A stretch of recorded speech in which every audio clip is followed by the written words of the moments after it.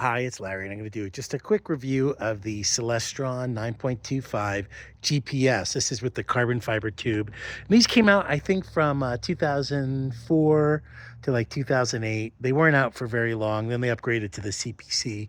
These had the GPS built in, but they don't work anymore because of the rollover.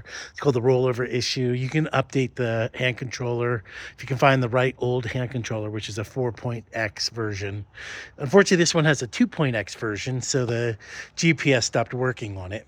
Not that you really need it. You just have to put in your time and location, which you have to do with all the other ones anyway. So anyway, it's very similar to the CPC. In fact, the CPC is kind of the new version of this.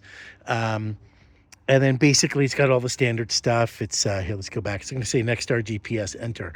And this is your standard one. I've upgraded it to the Nexstar Plus.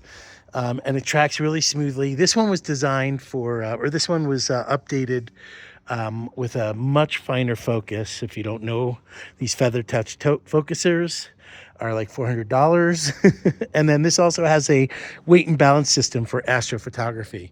And then the version of this one doesn't have the fast star. Instead, what they did was they actually made it so that compared to the 8 and 11, they made this actually have a slightly different focal length, so it had a flatter field. So it made it better for astrophotography. So these things are really coveted.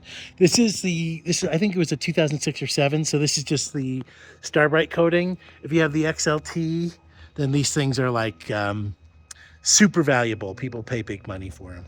So let me see, made in the USA, 235. This thing's great. It's got Bob knobs on it, so it works great. I compared it to my standard. I have another 9.25, which is the standard one, and it works. You can't tell the difference really. This one does seem a little flatter, but I don't do astrophotography with these. And you can see the one thing I really like about it, and I'm selling it, is because it's so smooth tracking. The tracking on this is really good. As long as you get really accurate T-star alignment, this thing tracks really smoothly. So whoever had it before me set it up for astrophotography, and they might have even updated the gears to the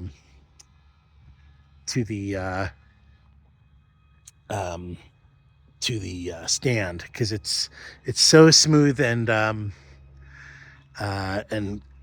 it's super smooth and really quiet. It doesn't sound like your standard CPC. So yeah, really nice scope. The biggest issue with this, and why you can often find the CPC, not the 925, but the 11s for so much cheaper, is because it's heavy. It's got a handle under here and a handle here, but it's really a pain in the ass to pack it. And then it goes in a humongous case. And so you have this huge case and a huge thing. It's quick to set up though, because you just put up the tripod and you put up this. So it's pretty quick. It's very heavy. The only other issue I have is these should be battery powered. Unfortunately, you have to have an external power supply on them. The scope itself, I love this scope, but I already have I didn't want to defork this one, so I have a newer 9.25. Kind of wanted to keep this set up together because whoever had it before me did a really good job of making it work well. So yeah, that's the 9.25.